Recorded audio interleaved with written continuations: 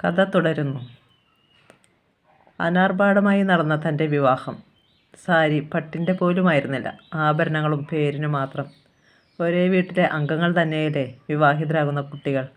അപ്പോൾ പിന്നെ വലിയ ആർഭാടത്തിൻ്റെ ആവശ്യമുണ്ടോ? ആരെ ബോധിപ്പിക്കാൻ? ആഡംബരമൊക്കെ വെറും അനാവശ്യം. അതായിരുന്നു എല്ലാവരുടെയും നിലപാട്. തൻ്റെ മനസ്സിലാവട്ടെ, എല്ലാറ്റിനും ഉപരിയായി വിലമതിക്കാനാവാത്ത ഒരു നിധി കൈവശം വന്നു ചേർന്ന സന്തോഷം, ചാരിതാർത്ഥ്യം, സംതൃപ്തി ഇതൊക്കെയായിരുന്നു. പക്ഷേ ആദ്യ രാത്രി തണുത്തതും വിരസവുമായിരുന്നു. അന്ന് ആദ്യ സമാഗമത്തിന് ശേഷം ഒരു ജേതാവിൻ്റെ ഭാവമായിരുന്നു തനിക്ക്. എന്തൊക്കെയോ വെട്ടിപ്പിടിച്ച് അധീനതയിലാക്കിയിരിക്കുന്നു. എങ്കിലും അച്ഛൻ ഇതറിഞ്ഞാലുണ്ടാകുന്ന ഭവിഷ്യത്ത് രണ്ടാളെയും ഭയപ്പെടുത്തിയിരുന്നു. എന്നാൽ പോലും മടക്കയാത്ര രസകരമായിരുന്നു. യാത്രയിലുടനീളം ഒരു നവോന്മേഷം നിറഞ്ഞു നിന്നിരുന്നു. സന്തോഷത്തിൻ്റെ ഉത്തംഗ ശൃംഗത്തിലായിരുന്നു താൻ. അത് തനിക്ക് പകർന്നു തരാൻ ഔത്സുക്യം കാട്ടിയ കുമാരേട്ടനും മനസ്സിനും ശരീരത്തിനും ഭാരം നഷ്ടപ്പെട്ട് തികഞ്ഞ ലാഘവത്വം കൈവന്ന പ്രതീതി. ലോകത്ത് ഞങ്ങൾ രണ്ടുപേരൊഴിച്ച് മറ്റെല്ലാം നിശ്ചലമായതുപോലെ. അതിനുശേഷം എത്രയെത്ര സമാഗമങ്ങൾ. വീട്ടിൽ വന്ന് കയറിയപ്പോൾ മുതൽ അച്ഛൻ്റെ മുന്നിൽ ഞങ്ങൾ പഴയ കുട്ടികളായിത്തീർന്നു. അച്ഛന് സംശയം തോന്നാതിരിക്കാൻ വളരെ ശ്രദ്ധിച്ചായിരുന്നു ഓരോ ചുവടുവയ്പും. എന്നാൽ രഹസ്യമായി കാണുകയും ഹൃദയം പങ്കുവയ്ക്കുകയും ചെയ്യുമായിരുന്നു താനും അച്ഛനറിയാതെ. ഡിഗ്രി ഫൈനൽ ആയിരുന്നുകൊണ്ട് കുമാരേട്ടൻ താമസിയാതെ ഹോസ്റ്റലിലേക്ക് മടങ്ങി. ഒരു നിമിഷം പോലും കാണാതിരിക്കാൻ വയ്യാത്ത അവസ്ഥയിലേക്ക് എത്തിയിരുന്നു അപ്പോഴേക്കും താൻ. പകലുകൾക്ക് ജീവനില്ലാത്തതുപോലെ, ദിവസങ്ങൾ മുന്നോട്ട് ചലിക്കാത്തതുപോലെ, രാവും പകലും കുമാരേട്ടൻ എന്നൊരു ചിന്ത മാത്രം. ഊണിലും ഉറക്കത്തിലും അദ്ദേഹം മാത്രം. ഇടയ്ക്കിടെ അദ്ദേഹം ഉപയോഗിച്ചിരുന്ന മുറിയിൽ കയറി അതിനുള്ളിൽ എപ്പോഴും തങ്ങി നിൽക്കുന്ന സവിശേഷ ഗന്ധം വലിച്ചാസ്വദിച്ച് നിർവൃതി കൊള്ളും. അദ്ദേഹം ഉപയോഗിച്ചിരുന്ന വസ്ത്രങ്ങളിലെ വിയർപ്പും പൗഡറും കൂടിക്കലർന്ന ആ ഗന്ധം എന്നും തനിക്ക് ലഹരിയായിരുന്നു. അത്രമേൽ ഹൃദ്യമായിരുന്നു. മകളുടെ മുഖത്തെ മ്ലാനതയും അക്ഷയുമൊക്കെ കണ്ടിട്ടാവാം അച്ഛന് ചെറിയ തോതിൽ സംശയം തോന്നി തുടങ്ങിയത്. ഇടിച്ചു കുത്തി മഴ പെയ്ത ഒരു ദിവസം. വല്ലാത്ത കാറ്റും പിശറും. അന്തരീക്ഷം കറുത്തുകൊണ്ടിരുന്നു. ആകാശം മൂടിക്കെട്ടിയിരുന്നു. തൻ്റെ മനസ്സുപോലെ തന്നെ. ഈ മാസം കുമാരേട്ടൻ വരാൻ വൈകുന്നത് എന്താണോർത്ത് ഉൾത്തടം വിങ്ങി. ഇനി ഇപ്രാവശ്യം വരില്ല എന്നുണ്ടോ? അച്ഛനാണെങ്കിൽ രാവിലെ പുറത്ത് എവിടേക്കോ പോയിരിക്കുന്നു. അല്പം ഉണക്കമത്സ്യം ഇരിപ്പുണ്ട്, അതങ്ങ് കറി വയ്ക്കാം. അച്ഛന് വലിയ ഇഷ്ടമാണല്ലോ എന്നോർത്ത് കയ്യിലെടുത്തു. മുറിച്ച് കഴുകിയെടുക്കണം. മഴ കാരണം പുറത്തേക്ക് ഇറങ്ങാൻ വയ്യ. തിരിഞ്ഞു നിന്ന് മത്സ്യം നന്നാക്കുമ്പോഴാണ് ഓർക്കപ്പുറത്ത് രണ്ട് ബലിഷ്ഠമായ കൈകൾ പിന്നിലൂടെ വന്ന് തന്നെ ഉറുമ്പടക്കം പിടിച്ചത്. മുടി വകഞ്ഞു മാറ്റി പിൻകഴുത്തിൽ ചുണ്ടുകൾ ഉരസുന്നു. ഊഷ്മളമായ ഉച്ഛ്വാസവായു പിൻകഴുത്തിൽ തട്ടുന്നുണ്ട്. ആളെ ഗന്ധം കൊണ്ടുതന്നെ പിടികിട്ടി. എങ്കിലും ഒരു കൈയിൽ കത്തി, മറുകൈയിൽ മീനിൻ്റെ അഴുക്കും ദുർഗന്ധവും. എണിക്കാനോ തള്ളി മാറ്റാനോ, എന്തിന് തിരിഞ്ഞൊന്ന് നോക്കാൻ പോലുമോ ആയില്ല. പുറത്ത് മീശ കുത്തിക്കൊള്ളുന്നു. കുമാരേട്ടാ, ഒന്ന് വിടൂന്നേ, താൻ ഇക്കിളി കൊണ്ട് പറഞ്ഞു. ആ നിസ്സഹായത മനസ്സിലാക്കിക്കൊണ്ട് തന്നെയാവണം കെട്ടിവരിഞ്ഞ കൈകൾ പ്രതീക്ഷിക്കാത്ത വഴികളിലൂടെ സഞ്ചരിച്ച് സാവധാനം താഴേക്ക് ഇഴഞ്ഞിറങ്ങി. നിരോധിത മേഖലയിലേക്ക് കടന്നപ്പോൾ ആകെ ഒരു തരിപ്പ് ദേഹമാസകലം അനുഭവപ്പെട്ടു. ഞെട്ടിത്തിരിഞ്ഞു. കത്തി താഴേക്ക് തെറിച്ചുപോയി. എന്താ ഇത് കുമാരേട്ടാ? എന്താ ഈ സമയത്ത് ഓർക്കപ്പുറത്തൊരു വരവും വേണ്ടാതീനം കാട്ടലും? മുഴുവൻ ചോദിക്കാൻ അനുവദിക്കാതെ തൻ്റെ വായ മുറുകെ പൊത്തിപ്പിടിച്ച് വലിച്ചു നെഞ്ചിലേക്കിട്ടു. പൊന്നു മോളല്ലേ, കൈ നന്നായി കഴുകിയിട്ട് വേഗം വാ. കാണാൻ കൊതിച്ചു കാത്തിരുന്ന് കണ്ടപ്പോഴുള്ള അമിതാവേശത്തിൽ സർവ്വതും മറന്നു. കൈ കഴുകി വേഗം അടുത്തേക്ക് ചെന്നു. നേരെ കിടക്കയിലേക്കാണ് തന്നെ നയിച്ചത്. രണ്ടാളും പരിസരം മറന്നു പരസ്പരം കെട്ടിപ്പുണർന്നു. നാഗങ്ങളെപ്പോലെ ചുറ്റിപ്പിണഞ്ഞു. അത് കണ്ടുകൊണ്ടായിരുന്നു അച്ഛൻ്റെ വരവ്. തുറിച്ച കണ്ണുകളുമായി ജനലഴികളിലൂടെ നോക്കി നിൽക്കുന്ന അച്ഛനെ കണ്ടതും ഇടിവെറ്റാറ്റതുപോലെ രണ്ടുപേരും സ്തംഭിച്ചു പോയി. അച്ഛൻ വന്നതോ, കുടമടക്കി ഇറയത്ത് വെച്ചതോ, ജനലപാളി തുറന്നതോ ഒന്നും തങ്ങൾ അറിയുകയോ കേൾക്കുകയോ ഉണ്ടായില്ല. വസ്ത്രങ്ങൾ വാരി വലിച്ചെടുത്തു. രണ്ടാൾക്കും അല്പനേരത്തേക്ക് ശബ്ദിക്കാനായില്ല. അണ്ടകടാഹങ്ങൾ പൊട്ടിത്തകർന്ന പോലെ ശക്തിയായിട്ട് എവിടെയോ ഒരു വെള്ളിടി വെട്ടി. ചുറ്റും അന്ധകാരം വന്ന് മൂടിയതുപോലെ ഒരു മിന്നലിൻ്റെ വെളിച്ചത്തിൽ കണ്ടു. തലയും കുമ്പിട്ട് നടന്നകലുന്ന അച്ഛനെ. പകലായിട്ടും അന്തരീക്ഷം മൂടിക്കിടക്കുന്നു. തൻ്റെ ഉള്ളിലും അപ്പോൾ ഇരുട്ടായിരുന്നു. അച്ഛന് ഷോക്കായി എന്ന തിരിച്ചറിവ് സമ്മാനിച്ച ഇരുട്ട്. കുറ്റബോധം കൊണ്ട് നീറിപ്പുകഞ്ഞു. എന്നാൽ കുമാരേട്ടനാവട്ടെ ഒരു കൂസലുമില്ലായിരുന്നു. കുറച്ച് ദിവസത്തേക്ക് അച്ഛൻ ഞങ്ങൾ രണ്ടുപേരോടും ഉരിയാടിയതേയില്ല. പക്ഷേ ആ മനസ്സിൽ ചില പുതിയ തീരുമാനങ്ങൾ രൂപം കൊള്ളുകയായിരുന്നെന്ന് പിന്നീട് മനസ്സിലായി. ഇന്നുമുണ്ട് അതേപോലൊരു മഴയും കാറ്റും ഇടിയുമെല്ലാം. ശാരദ ആകാശത്തേക്ക് നോക്കി. മേഘാവൃതമാണ്. കിഴക്കോട്ടിടയ്ക്കുന്ന ശീതക്കാറ്റിൽ ഒരേ ദിശയിലേക്ക് കൂട്ടത്തോടെ പൊങ്ങിപ്പറക്കുന്ന ഇലകൾ ദേശാടന കിളികളെ ഓർമ്മപ്പെടുത്തി. മരം പെയ്യുന്നുണ്ട്. വീണ്ടും പെയ്യാൻ വ്യഗ്രത പൂണ്ടു നിൽക്കുന്ന മഴയെ കാറ്റ് വഴിതിരിച്ചു വിട്ടേക്കുമെന്ന് തോന്നി. ഭംഗിയുള്ള കാഴ്ചകളിലൊന്നും മനസ്സുറയ്ക്കാതായിരിക്കുന്നു ഇപ്പോൾ. ഈ വീടാകമാനം നീറിപ്പുകയാൻ തുടങ്ങിയിട്ട് കാലം കുറേയായിരിക്കുന്നു. ശാന്തിയും സമാധാനവും ഇനി എന്നാണാവോ ഇവിടേക്ക് കടന്നു വരിക? അഥവാ അങ്ങനെയൊന്നും ഉണ്ടാവുമോ? എന്നെങ്കിലും ഈ ജന്മം സന്തോഷിക്കാൻ തനിക്കിട വരുമോ? സംഘർഷഭരിതമായ ദുഃഖപൂർണമായ ഈ ജീവിതം തനിക്ക് സമ്മാനിച്ചത് അകാല വാർദ്ധക്യമാണ്. ഇപ്പോഴും തൻ്റെ ഭർത്താവെന്ന് പറഞ്ഞയാൾ യുവത്വം നഷ്ടപ്പെടാതെ സുന്ദരൻ തന്നെ. ആഹ്ലാദകരമായ ജീവിതം നയിക്കുന്ന മനുഷ്യർ യുവത്വം നിലനിർത്തി ആരോഗ്യവാന്മാരായി ജീവിച്ചിരിക്കുന്നതായാണ് കണ്ടുവരുന്നത് എവിടെയും.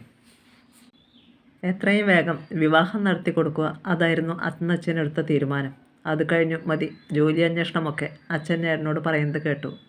ഈ വർഷം നിൻ്റെ പഠിപ്പ് കഴിയുമല്ലോ, അത് കഴിഞ്ഞാലുടൻ നിങ്ങളുടെ വിവാഹം. എന്താ നിൻ്റെ മുഖത്തൊരു തൃപ്തിക്കുറവ്? പിന്നാലെയുള്ള അച്ഛൻ്റെ ഈ ചോദ്യം തന്നെ അക്ഷരാർത്ഥത്തിൽ ഞെട്ടിച്ചു. ഏയ് ഒന്നുമില്ല. ഏട്ടൻ്റെ മറുപടി കേട്ടതും ആശ്വാസമായി തനിക്ക്. എന്നാലും പ്രൊഫസറുടെ മകളുടെ ആലോചന നടന്ന സമയമായിരുന്നതുകൊണ്ട് അച്ഛൻ്റെ ചോദ്യത്തിൽ അല്പം സാങ്കത്യമുള്ളതായി തോന്നുകയും ചെയ്തു. വിവാഹം തീരുമാനിച്ചതോടെ കുമാരേട്ടൻ്റെ ഉത്സാഹമൊക്കെ എവിടെയോ പോയി മറഞ്ഞു. ഇന്ദുവിനെ വിവാഹം കഴിക്കുന്നതിലായിരുന്നു താല്പര്യമെന്ന് അന്നു മുതൽ തനിക്ക് തോന്നി തുടങ്ങിയതാണ്. മധുവിധു ഘോഷിക്കാനായി ദൂരേക്കെങ്ങും പോയില്ല. കുമാരേട്ടൻ അത് തന്നോട് സൂചിപ്പിക്കുക പോലും ചെയ്തു. പക്ഷേ താനാണ് വിലക്കിയതും പിന്തിരിപ്പിച്ചതും. വിവാഹം നടത്തിയതോടെ ഉണ്ടായിരുന്ന നീക്കിരിപ്പ് ഏകദേശം തീർന്നു കഴിഞ്ഞു. കല്യാണം കഴിഞ്ഞപ്പോൾ ആവശ്യങ്ങളുടെ പട്ടികകൾക്ക് നീളവും കനവും വെച്ചു. അച്ഛൻ്റെ പെൻഷൻ പണം ഒന്നിനും തികയുമായിരുന്നില്ല. താൻ പണിയെടുത്ത് വീട് പുലർത്താൻ ഉത്തരവാദിത്തപ്പെട്ടവളായി. 2 പശുക്കളുമായി സദാസമയവും മല്ലടിക്കുകയാണ്. അതിലൊന്നിൻ്റെ കറവയും പറ്റി. പകലെല്ലാം ചാണകവും വൈക്കോലും കാടിവെള്ളവും തൊഴുത്തുമൊക്കെയായി കഴിയുന്നതുകൊണ്ട് ചാണകത്തിൻ്റെയും ഗോമൂത്രത്തിൻ്റെയും അനിഷ്ടകരമായ ഒരു വാട എപ്പോഴും ശരീരത്തിൽ തങ്ങി നിൽക്കും. നനച്ചാലും കുളിച്ചാലും പോവാതെ. ആദ്യം ഒന്നും പറഞ്ഞില്ലെങ്കിലും ഒരു ദിവസം കുമാരേട്ടൻ തുറന്നടിച്ചു. നീ അടുത്തു വരുമ്പോൾ വല്ലാത്തൊരു മുഷിട് നാറ്റം. കേട്ടപ്പോൾ വല്ലാതെ സങ്കടം വന്നുവെങ്കിലും അത് പുറമേ കാട്ടിയില്ല. പകരം ചിരിച്ചു തള്ളി. കുമാരേട്ടൻ ബിരുദ പഠനം കഴിഞ്ഞു നിൽക്കുന്ന സമയം. ജോലിയൊന്നും ആയിട്ടില്ല. കൂടുതൽ മുന്നോട്ട് പഠിക്കണമെങ്കിലും പണത്തിന് വഴി കണ്ടെത്തേണ്ടതുണ്ട്. ജോലിക്കുള്ള അപേക്ഷകൾ ഒന്നിനു പുറകെ മറ്റൊന്നായി ദിവസേനയെന്നോണം അയച്ചുകൊണ്ടിരിക്കുകയാണ്. നിസ്സാരമെങ്കിലും ഒരു തുക അതിനും മാറ്റിവയ്ക്കണം. മിക്ക ദിവസങ്ങളിലും ടെസ്റ്റ് അല്ലെങ്കിൽ ഇൻ്റർവ്യൂ അങ്ങനെ എന്തെങ്കിലും കാണും. ഏറ്റവും മോടിയായി പോകണമെന്ന് അദ്ദേഹത്തെ പോലെ തനിക്കും നിർബന്ധമുള്ള കാര്യമാണ്. അതിനുവേണ്ടി എന്നും ഉത്സാഹം കാട്ടിയിട്ടേയുള്ളൂ. പക്ഷേ കുമാരേട്ടൻ്റെ പ്രധാന ഉദ്ദേശ്യവും ലക്ഷ്യവും മറ്റൊന്നായിരുന്നു. ഉപരിപഠനം. അതിനുള്ള വക കണ്ടെത്തുക മാത്രമായിരുന്നു ഈ ജോലി അന്വേഷണത്തിന് പിന്നിലുണ്ടായിരുന്നത് എന്ന് വ്യക്തം. വീട് എങ്ങനെ പോകുന്നു, വീട്ടു ചിലവുകൾ എങ്ങനെ നടക്കുന്നു എന്നൊന്നും ഒരിക്കൽ പോലും കുമാരേട്ടൻ അന്വേഷിച്ചില്ല. താൻ നിരക്ഷരയാണെന്നൊരു അവഗണന എന്നും ഒളിഞ്ഞും തെളിഞ്ഞും പ്രകടമാക്കിയിരുന്നു തന്നോട്. അതുകൊണ്ട് തന്നെ ജോലി, പഠനം ഈ വക കാര്യങ്ങളൊന്നും വീട്ടിൽ ചർച്ച ചെയ്യാറുമില്ല. ഒന്നും വിശദമായിട്ട് തന്നോട് പറയാറുമില്ല. എന്തെങ്കിലും ചോദിച്ചു പോയാൽ നിനക്കത് പറഞ്ഞാൽ മനസ്സിലാവില്ല എന്നായിരിക്കും മറുപടി. ശരിയാണ്, താൻ ഇത്തരം കാര്യങ്ങളിൽ തികച്ചും അജ്ഞയാണ്. അത് സ്വയം ബോധ്യപ്പെട്ടിട്ടുള്ളതുമാണ്. ഒരു ദിവസം പറഞ്ഞു. ചാരി, ഇന്ന് എനിക്കൊരു ഇൻ്റർവ്യൂ ഉണ്ട്.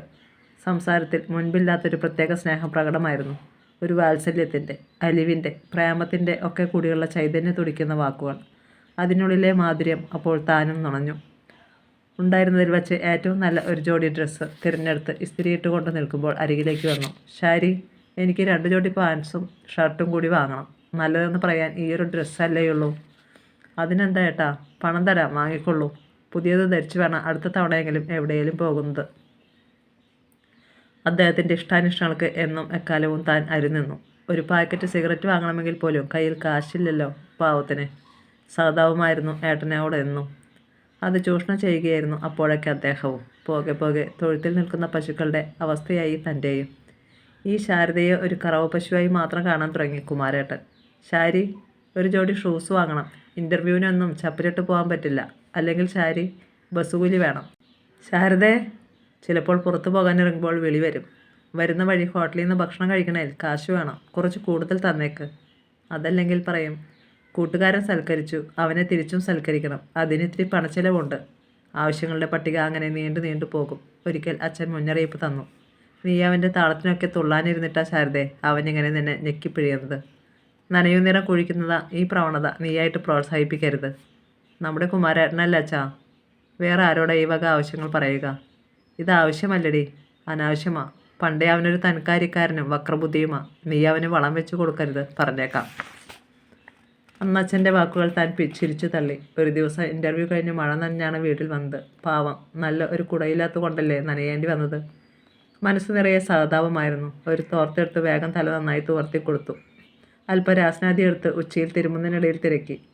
കുടയെടുക്കാൻ എന്താ കുമാരേട്ടാ? ആ നരച്ച കുടയോ അതോ കാലൊടിഞ്ഞ മറ്റേ കുടയോ? ഉടൻ വന്നു ഉരുളയ്ക്കുപ്പേരി പോലെ. കുറ്റപ്പെടുത്തലിൻ്റെ നേരിയൊരു ചുവ അതിലടങ്ങിയിരുന്നു. കഷ്ടം, ഏട്ടനറിയുന്നുണ്ടോ രണ്ടറ്റവും കൂട്ടിമുട്ടിക്കാൻ താൻ പെടുന്ന പാട്? അന്ന് രാത്രിയിൽ ചൂട് കഞ്ഞി ഉണ്ടാക്കി കൊടുത്തു. പാതിര കഴിഞ്ഞപ്പോൾ ഒരു കുളിരും പനിയുമൊക്കെ ഉണ്ടായി. എഴുന്നേറ്റ് പോയി ഒരു ചുക്കുകാപ്പി കൂടി ഉണ്ടാക്കി കൊണ്ടുവന്ന് കൊടുത്തു. ദേഹത്തെ ചൂട് നേരം വെളുത്തിട്ടും കുറഞ്ഞില്ല. മാത്രമല്ല ഒരുവിധം നന്നായി പനിക്കാൻ തുടങ്ങി. ആശുപത്രിയിൽ പോകാൻ കൂട്ടാക്കാതെ വീട്ടുചികിത്സയുമായി പുതച്ചു മൂടിക്കിടന്നു. ഇടയ്ക്കിടെ ചുക്ക് കഷായം കുടിച്ചും ആവി കൊണ്ടും തൈലം പുരട്ടിയുമൊക്കെ. പിന്നീടത് ടൈഫോയിഡായി മാറാൻ താമസമുണ്ടായില്ല. അങ്ങനെ ടൗണിലെ ആ വലിയ സ്വകാര്യ ആശുപത്രിയിൽ അഡ്മിറ്റുമായി. ആശുപത്രിയും വീടുമായി കഴിഞ്ഞ ദുരിതപൂർണമായ ദിവസങ്ങൾ. വളരെയധികം മാനസികവേദ അനുഭവിച്ച നാളുകളായിരുന്നു. പുറമേ ശാരീരിക ബുദ്ധിമുട്ടുകളും. ദിവസേന ഏന്തി വലിഞ്ഞ് ബസ്സിൽ കയറിയുള്ള യാത്ര ക്ലേശകരമായിരുന്നു. വീട്ടിലെ കാര്യങ്ങൾക്കെല്ലാം തൻ്റെ ഈ യാത്ര മുടക്കം വരുത്തിയിരുന്നു. അച്ഛനാണെങ്കിൽ പശുക്കളുമായി തനിയെ മല്ലിട്ട് മടുത്തു എന്ന് ഇടയ്ക്ക് പറയുക പോലും ഉണ്ടായി. അതിനൊക്കെ അപ്പുറമായിരുന്നു പണത്തിൻ്റെ ഞെരുക്കം. എല്ലാം കൂടി തന്നെ വല്ലാതെ അവശയാക്കിയിരുന്നു. 2 ആഴ്ച മതിയെന്ന് പറഞ്ഞത് 2 മാസങ്ങൾ കിടക്കേണ്ടി വന്നു കുമാരേട്ടന്. ആ ദിവസങ്ങളിൽ താൻ അനുഭവിച്ചതോ ദുസ്സഹമായ മനോവേദനയും. എല്ലാവരോടും പെട്ടെന്നിണങ്ങുന്ന പ്രകൃതക്കാരനായിരുന്നു കുമാരേട്ടൻ. അത്രയ്ക്കുണ്ട് വാക്ചാതുരി. ചുരുക്കത്തിൽ ആ ചുരുങ്ങിയ കാലയളവിൽ തന്നെ നഴ്സുമാരിൽ ചിലർ അദ്ദേഹത്തിൻ്റെ ആരാധികമാരായി മാറിയെന്ന് പറഞ്ഞാൽ മതിയല്ലോ. അവരുടെ മുന്നിൽ വച്ച് തന്നോട് ഭാര്യയോടെന്ന പോലെ പെരുമാറാനോ, എന്തിന് ഭാര്യയെന്ന് പരിചയപ്പെടുത്താൻ പോലും വിമുഖത കാട്ടിയിരുന്നു. എന്തെങ്കിലും ഒന്ന് ചോദിച്ചു പോയാൽ പരിഹാസത്തോടെയുള്ള മറുപടിയാവും പലപ്പോഴും. മുഖത്ത് നോക്കാനോ ഒന്ന് ചിരിക്കാനോ പോലും ഒരു തരം വൈമനസ്യം.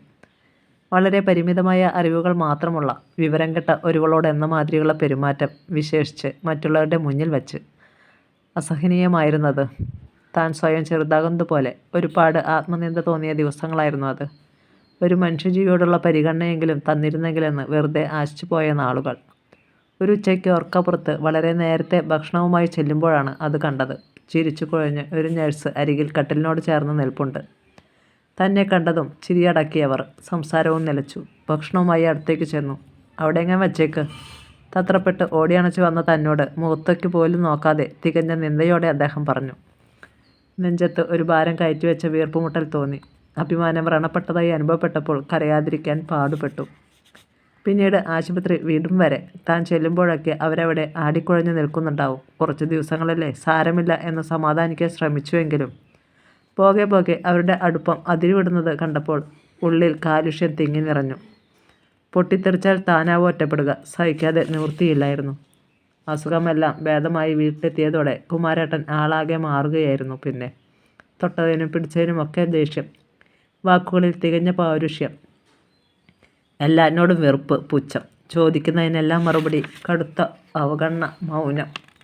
ബെഡ്റൂമിലും അതിൻ്റെ അനുരണങ്ങൾ പ്രകടമായി കണ്ടു. ഒരു നികൃഷ്ട ജീവിയുടെ എന്ന പോലെ അവജ്ഞ നിറഞ്ഞ പെരുമാറ്റം, മൂർച്ചയേറിയ നോട്ടം.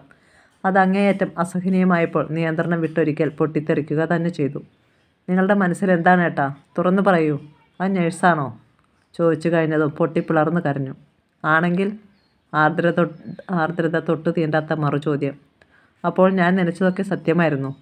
എന്താ നീ നനച്ചത്? പുച്ഛം കലർന്ന ചോദ്യം വന്നു. അവൾക്ക് എന്തായിരുന്നു നിങ്ങളോട്?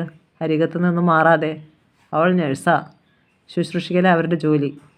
നിങ്ങളെ മാത്രമോ? ചോദിക്കേണ്ടി വന്നു അങ്ങനെ. ആ, അങ്ങനെയും ചിലപ്പോൾ സംഭവിക്കും. വളരെ ലാഘവത്തോടെ രൂക്ഷമായ വാക്കുകൾ ഉപയോഗിക്കാൻ പണ്ടേ പഠിച്ചു വച്ചിരുന്നു. നിനക്ക് അസൂയ, പഠിപ്പില്ലാത്തതിൻ്റെ, ലോകം കണ്ടിട്ടില്ലാത്തതിൻ്റെ ഒക്കെ കുഴപ്പം ഇത്. മൂർച്ചയുള്ള വാക്കുകൾ തൻ്റെ ഹൃദയത്തിൽ കടാര പോലെ ആഴ്ന്നിറങ്ങി. ആയിരിക്കാം ഏട്ടാ. എൻ്റെ ഭർത്താവാണ് എൻ്റെ ലോകമെന്ന് വിശ്വസിച്ചതാണ് എൻ്റെ തെറ്റ്. നീ ഒരു സങ്കുചിത മനസ്ഥിതിക്കാരിയാ. അതുകൊണ്ടാണ് ഇത്തരം ചിന്താഗതികൾ. ഓഹോ, അന്യപുരുഷന് ഭക്ഷണം വായിൽ വെച്ച് കൊടുക്കുന്നതാണല്ലോ വിശാല മനസ്ഥിതി. വാദപ്രതിവാദങ്ങൾ തങ്ങൾക്കിടയിൽ തുടങ്ങുകയായിരുന്നു. പിന്നീടുള്ള പല രാത്രികളിലും ഇത് ആവർത്തിച്ചു. ഒരിക്കൽ പറഞ്ഞത് തൻ്റെ ഹൃദയത്തെ കീറിമുറിക്കാൻ പോകുന്നവയായിരുന്നു. നീ മനുഷ്യരെ കണ്ടിട്ടില്ല, സമൂഹത്തിൽ പെരുമാറാൻ അറിയില്ല. അതെങ്ങനെയാ? തൊഴുത്തല്ലേ നിന്റെ ലോകം? നാൽക്കാലികൾക്കിടയിൽ അത്രയും വൃത്തിയില്ലാത്ത ഇരുക്കാലി. ചെറിയ ചെറിയ വഴക്കിലും വാഗ്വാദങ്ങളിലും തുടങ്ങിയ അമർഷം കൊടുമ്പുരിക്കൊണ്ട വിദ്വേഷത്തിൻ്റെയും വെറുപ്പിൻ്റെയും മുന്നോടിയായിരുന്നു. രാവിലെ വീട്ടിൽ നിന്നിറങ്ങിപ്പോവും, വൈകുന്നേരം മടങ്ങിയെത്തും. അത് ഹോസ്പിറ്റലിലേക്കാവുമെന്ന് താൻ സംശയിച്ചിരുന്നു. സംശയം അസ്ഥാനത്തായിരുന്നില്ല താനും. അപ്പോഴും ആവശ്യങ്ങൾക്കൊന്നും അറുതിയുണ്ടായിരുന്നില്ല. ചോദിച്ചു വാങ്ങാൻ മടിയും ഉണ്ടായിരുന്നില്ല. രാത്രിയിൽ ശാരീരിക ആവശ്യങ്ങൾ നിറവേറ്റിക്കൊടുക്കാൻ താൻ വേണമായിരുന്നു. അതിന് ലജ്ജയോ കൂസലോ ഉണ്ടായിരുന്നില്ല. ഒരു വേശ്യയെ പ്രാപിക്കും പോലെ അതേ വികാരത്തോടെ. അസഹനീയമായിരുന്നു തനിക്കത്. നാളുകൾ പോകെ പോകെ അതുമില്ലാതെയായി. അദ്ദേഹം പുതിയൊരു മനുഷ്യനായി മാറുകയായിരുന്നു. തന്നോടുള്ള തികഞ്ഞ അവഗണനയുടെ രൂപത്തിൽ ഇതിനോടകം ഗർഭിണിയായ തന്നെ തീരെ ശ്രദ്ധിക്കാതായി. ഒരു ജോലിക്കാരിയുടേതിൽ നിന്നും ഒട്ടും വ്യത്യസ്തമായിരുന്നില്ല അദ്ദേഹത്തോടൊപ്പമുള്ള തൻ്റെ ദാമ്പത്യ ജീവിതം. ഒരു വൈകുന്നേരം ആറ്റിൽ കുളിക്കാൻ പോയതാണ്. കൂട്ടുകാരി ഓമന കുളക്കടവിലുണ്ടായിരുന്നു അപ്പോൾ. "എന്താ ശാരദേ, നിന്നെ പുറത്തേക്കൊന്നും കാണാനില്ലല്ലോ?" അവൾ ചോദിച്ചു. ഒന്നും മിണ്ടാതെ ഒന്ന് പുഞ്ചിരിക്കുക മാത്രം ചെയ്തു. "അല്ലടി, നിന്റെ ഭർത്താവ് ഇപ്പോൾ പള്ളിയിലാണോ പോകുന്നത്?" അവൾ വിടുന്ന ഭാവമില്ല. കേട്ടപ്പോൾ ഞെട്ടിപ്പോയി. "അതെന്താ അങ്ങനെ ചോദിച്ചത് ഓമന?" "അല്ല, എൻ്റെ അങ്ങേര് ചന്തയെന്ന് വരും വഴി കുമാർ ഒരു പെണ്ണുമ്പിള്ളയോടൊപ്പം വർത്തമാനം പറഞ്ഞുകൊണ്ട് പള്ളിയിൽ നിന്ന് ഇറങ്ങി വരുന്നത് കണ്ടു അത്രേ." ശബ്ദിക്കാനായില്ല, എതിർക്കാനും. അവർ രണ്ടും പിന്നീട് തിയേറ്ററിലും ബീച്ചിലും പാർക്കിലുമൊക്കെ കറങ്ങി നടക്കുന്നതായിട്ട് പലരിൽ നിന്നും അറിയാൻ കഴിഞ്ഞു. സത്യമായിരിക്കുമെങ്കിലും അല്ലെന്ന് വിശ്വസിക്കാനായിരുന്നു എന്നും ഇഷ്ടം. ചോദ്യം ചെയ്യാൻ ധൈര്യമുണ്ടായില്ല. ഒരു തരത്തിലും താൻ അദ്ദേഹത്തിന് യോജിച്ചവളല്ല എന്ന തോന്നൽ ഉള്ളിൽ ശക്തി പ്രാപിച്ചപ്പോൾ ബോധമനസ്സ് അത്തരമൊരു സാഹസത്തിൽ നിന്ന് പിന്നോക്കം വലിച്ചുകൊണ്ടിരുന്നു. അപകർഷതാബോധം തന്നെ ഭരിച്ചു തുടങ്ങിയിട്ട് നാളുകളായിരിക്കുന്നു. അത് മൊത്തമായി കീഴടക്കും മുമ്പ് എന്തെങ്കിലും ഒന്ന് ചെയ്യേണ്ടിയിരിക്കുന്നു എന്ന് മനസാക്ഷി ആവശ്യപ്പെട്ടുകൊണ്ടേയിരുന്നു. ഗർഭാലസ്യം ഏറെയുണ്ടായിരുന്നു. വല്ലാത്ത ഛർദിയും ഇടയ്ക്കിടെ തലചുറ്റലും നെഞ്ചത്തെന്തോ കെട്ടി നിൽക്കുന്നത് പോലെ. തലയ്ക്കകത്തു ഭാരം. ഇതിനും പുറമെയാണ് മനക്ലേശവും ആത്മനൊമ്പരവും. അച്ഛന് ഇതൊക്കെ കാണുന്നുണ്ടെങ്കിലും നിസ്സഹായനാണ് ആ പാവം. അടുത്ത കാലത്തായി എന്തൊക്കെയോ ഗൗരവതരമായ കണക്കുകൂട്ടലുകളോടെയാണ് കുമാരൻ്റെ ഓരോ നീക്കങ്ങളും. ഒരു ദിവസം സ്നേഹം ഭാവിച്ചടുത്തു വന്നു. "ശാരദ, കുറച്ച് പണം വേണം, അത്യാവശ്യമാണ്." പൊട്ടിത്തെറിക്കണമെന്ന് തോന്നിയതാണ്. എന്നിട്ടും സംയമനം പാലിച്ചു. "എന്തിനാ?" "തിരുവനന്തപുരം വരെ ഒന്ന് പോകണം." "അതെന്തിനാ?" "അതൊന്നും നിനക്ക് പറഞ്ഞാൽ മനസ്സിലാവില്ല. അതിനുള്ള വിവരം വേണ്ടേ?" "ശരിയാ, എനിക്ക് വിവരവും വിദ്യാഭ്യാസവുമില്ല. കാശുണ്ടാക്കാൻ മാത്രമേ അറിയൂ." സഹിക്കെട്ട് പറഞ്ഞു പോയി. "അതും നിന്നെക്കൊണ്ട് നടക്കില്ല." അപ്പറഞ്ഞത് മനസ്സിലാവാതെ മിഴിച്ചു നോക്കി ആ മുഖത്തേക്ക്. "അതിനും കുറച്ച് ശരീരഭംഗിയൊക്കെ ആവശ്യമാ." അയാൾ പൂരിപ്പിച്ചു. മുഖമടച്ച് ഒരാട്ട് വച്ചു കൊടുക്കാൻ തോന്നി. നാണം കെട്ടവൻ. ഒരു പെണ്ണിനെ അവൾ ആരുമായിക്കൊള്ളട്ടെ അവഹേളിക്കുന്നതിനൊരു പരിധിയൊക്കെയില്ലേ? കോപം കൊണ്ട് രക്തം മുഖത്തേക്ക് ഇരച്ചു കയറി. "തെളിച്ച് പറയടോ, ഈടിലും പടർപ്പിലും തട്ടാതെ." "എനിക്ക് നിന്നെ അറപ്പും വെറുപ്പുമാ." നിന്ന നിൽപ്പിൽ മരവിച്ചു പോയി ശാരദ. ഭൂമി പൊട്ടിപ്പിളർന്ന് താഴേക്ക് പതിച്ചിരുന്നെങ്കിൽ എന്ന് അവൾ ആശിച്ചു ആ നിമിഷം. ചങ്കിൽ കടാര കുത്തിയിറക്കുന്ന വേദന. തലയ്ക്കുള്ളിൽ ഒരു വിസ്ഫോടനം. കനമുള്ളതെന്തോ വന്ന് തൊണ്ടയിൽ തടഞ്ഞു നിൽക്കുന്നു. കരയാൻ പോലും ആവാതെ. ഒന്നുറക്കെ കരയാൻ വല്ലാതെ കൊതിച്ചുപോയി. താനപ്പാടെ തമസിൻ്റെ പടുകുഴിയിലേക്ക് ആഴ്ന്നാഴ്ന്നു പോകുന്നു. അവൾ താഴേക്ക് ഇരുന്നു പോയി. കുറേ കാലങ്ങളായി ഈ മനുഷ്യൻ തന്നെ ഒളിഞ്ഞും തെളിഞ്ഞും അപമാനിച്ചു കൊണ്ടിരിക്കുന്നു. തനിക്കൊന്നും മനസ്സിലാകുന്നില്ലെന്നാണ് വിചാരം. പഠിപ്പില്ല, സൗന്ദര്യമില്ല, ലോകം കണ്ടിട്ടില്ല, സമൂഹത്തിൽ ഇടപെടുന്നില്ല. അങ്ങനെയുള്ളവർക്ക് ബുദ്ധി ഉണ്ടാകുമോ? വികാരങ്ങളുണ്ടാകുമോ? മനോവിചാരങ്ങളുണ്ടാകുമോ? എങ്ങനെയും എടുത്തിട്ട് പെരുമാറാം. അവൾ തീരുമാനിച്ചു, ഇനിയില്ല. തനിക്കിങ്ങനെയൊരു ഭർത്താവ്. ജീവിതമേ മടുത്തിരിക്കുന്നു. തിരുവനന്തപുരത്ത് പോയി വന്നപ്പോഴാണ് അറിയുന്നത് വിദേശത്തേക്ക് കടക്കാനുള്ള തയ്യാറെടുപ്പാണെന്നും അതിൻ്റെ ആദ്യപടിയായി പാസ്പോർട്ടിന് അപേക്ഷിക്കാനാണ് പോയതെന്നും. എന്നാൽ അതെങ്ങനെ? ഏതു വിധേന? അതിനുള്ള വഴി എന്താണ്? ഒന്നും വിശദമായി അച്ഛനോട് പോലും പറഞ്ഞില്ല. വളരെ അപൂർവമായേ താൻ അമ്പലത്തിൽ പോലും പോകാറുള്ളൂ. അന്നൊരു ദിവസം അമ്പലത്തിൽ വെച്ച് ഏറ്റവും അടുത്ത കൂട്ടുകാരി രാധയെ കണ്ടു. അവൾ കണ്ടിട്ട് മനസ്സിലാകാത്ത മട്ടിൽ മിഴിച്ചു നോക്കി. "നിനക്ക് എന്തു പറ്റി എൻ്റെ ശാരി? അച്ചിലിട്ട് വലിച്ചെടുത്തതുപോലെ കോലം കെട്ടുപോയല്ലോ. വല്ല അസുഖവുമാണോടി?" അവൾ ചോദിച്ചു. "സുഖം കൂടിപ്പോയിട്ടാ രാധേ." തൻ്റെ മുഖത്തെ ശോകഭാവവും വാക്കുകളുടെ വിഷാദവും തിരിച്ചറിഞ്ഞിട്ട് അവൾ പറഞ്ഞു. "നിന്റെ വിഷമം എനിക്കറിയാം ശാരി." "അതേടി, ഈ മനോവേദന എന്നെയും കൊണ്ടേ പോകൂ. അല്ലെങ്കിൽ നോക്കിക്കോ." "അല്ലടി, ഇയാൾക്കിത് എന്തിൻ്റെ കേടാ? നിന്റെ കൺമുന്നിൽ കിടന്നെങ്ങനെ? കഷ്ടം." "ആ മൂദേവി വെളിയിലോട്ട് കടക്കാനുള്ള പരിപാടിയാണെന്ന് കേട്ടു." "പോട്ടെ, മാരണം. ഒന്നുകിൽ നീ അതോടെ രക്ഷപ്പെടും. അതല്ലേ പിന്നെ നീ നിന്റെ കെട്ടിയവനെ നോക്കണ്ട. അവൾ കടല് കടത്തും." "മതി രാധേ, കേട്ടിടത്തോളം മതിയായി. എവിടെ ചെന്നാലും ഇത് മാത്രമേയുള്ളൂ കേൾക്കാൻ. മടുത്തു. ആ നാട്ടുകാരിൽ ഇനി ബാക്കി ആരുമില്ല ഇതൊന്നും അറിയാൻ. ഞാൻ മാത്രമൊന്നും അറിഞ്ഞിരുന്നുമില്ല." "നിനക്ക് വിവരം എവിടെ നിന്ന് കിട്ടി?" "അതേ ആശുപത്രിയിൽ ജോലി നോക്കുന്ന എൻ്റെ ഒരു പരിചയക്കാരി പറഞ്ഞതാ." രാധ പറഞ്ഞു. തൻ്റെ സ്വപ്ന സൗധം ചീട്ടുകൊട്ടാരം പോലെ തകർന്നടിയുന്നത് ശാരദ കണ്ടു. ഭാവി പ്രതീക്ഷകളും സങ്കല്പങ്ങളുമെല്ലാം വൃഥാവിലായി. തൻ്റെ ഹൃദയകോവിലിൽ പ്രതിഷ്ഠിച്ചിട്ട് നിത്യേന പൂജ ചെയ്തിരുന്ന ദേവവിഗ്രഹം തകർന്ന് തരിപ്പണമായിരിക്കുന്നു. അപ്പോൾ ഇതായിരുന്നു പാസ്പോർട്ട് എടുക്കാൻ ശ്രമിക്കുന്നതിന് പിന്നിലുള്ള രഹസ്യം. കാൽച്ചുവട്ടിലെ മണ്ണിളകുന്നതും ജീവിതം കൈവിട്ടു പോകാൻ തുടങ്ങുന്നതും അവൾക്ക് മനസ്സിലാകുന്നുണ്ടായിരുന്നു. വീടെത്തും വരെ കണ്ണുകൾ തോരാതെ പെയ്യുകയായിരുന്നു. കുറേ കരഞ്ഞു കഴിഞ്ഞപ്പോൾ എന്തെന്നില്ലാത്ത ആശ്വാസം തോന്നി. വയറിന്മേൽ പതിയെ ഒന്ന് തടവി. എൻ്റെ കുഞ്ഞെ, അമ്മയുടെ വിഷമം വല്ലതും നീ അറിയുന്നുണ്ടോ എന്ന് ചോദിക്കും മട്ടിൽ. കിടപ്പുമുറിയിൽ തികച്ചും രണ്ട് അപരിചിതരെ പോലെയാണിപ്പോൾ. അന്ന് രാത്രി ശാരദ വിഷയമെടുത്തിട്ടു. അല്ലെങ്കിൽ സമാധാനത്തോടെ ഉറങ്ങാൻ പറ്റില്ലെന്ന് തോന്നി. പാസ്പോർട്ട് എടുക്കുന്നത് പുറത്തേക്കെങ്ങാൻ പോകാനാണോ? ആണെന്ന് കൂട്ടിക്കോ. അല്ലാതെ ആരെങ്കിലും ഇതിനൊക്കെ നിൽക്കുമോ? പരുക്കൻ മറുപടി. ആ നഴ്സ് വെളിയിൽ എവിടെയോ പോകുന്നതെന്ന് കേട്ടു. രാധയാണ് പറഞ്ഞത്. ആയിക്കോട്ടെ, പോയിക്കോട്ടെ, അതിന് ഞാനെന്ത് വേണം? എന്തൊരു കൗശലം! കുറുക്കനാണ് ഇയാൾ, ശാരദ മനസ്സിലോർത്തു. ഏട്ടൻ അവരുടെ കൂടെയാണോ പോകുന്നത്? അവരാണോ കൊണ്ടുപോകുന്നത്? അവൾക്കതറിഞ്ഞാൽ മതിയായിരുന്നു. കുമാർ മൗനം. അപ്പോൾ ഞാൻ കണ്ടതും കേട്ടതും അറിഞ്ഞതുമെല്ലാം സത്യമായിരുന്നു അല്ലേ? അവൾ വിതുമ്പി. അതെ, ഞങ്ങൾ ഇഷ്ടത്തിലായിരുന്നു. ഇപ്പോഴും അതെ. നിനക്കെന്ത് വേണം? കൂസലില്ലാത്ത മറുപടി, ഉത്തരമില്ലാത്ത ചോദ്യമായിരുന്നു. അത് അവളുടെ നെഞ്ചകം പൊള്ളിച്ചു. നമുക്കൊരു കുഞ്ഞ് ജനിക്കാൻ പോകുന്നു. അതിന് ഞാൻ മാത്രമാണ് ഉത്തരവാദി? അല്ല, പക്ഷേ ആ കുഞ്ഞിനൊരു അച്ഛൻ വേണം. ഞാൻ ഇതുവരെ അച്ഛനല്ലെന്ന് പറഞ്ഞിട്ടില്ല. ഇനി അങ്ങനെ പറയണോ? വജ്രം പോലെ കഠിനമായ വാക്കുകൾ.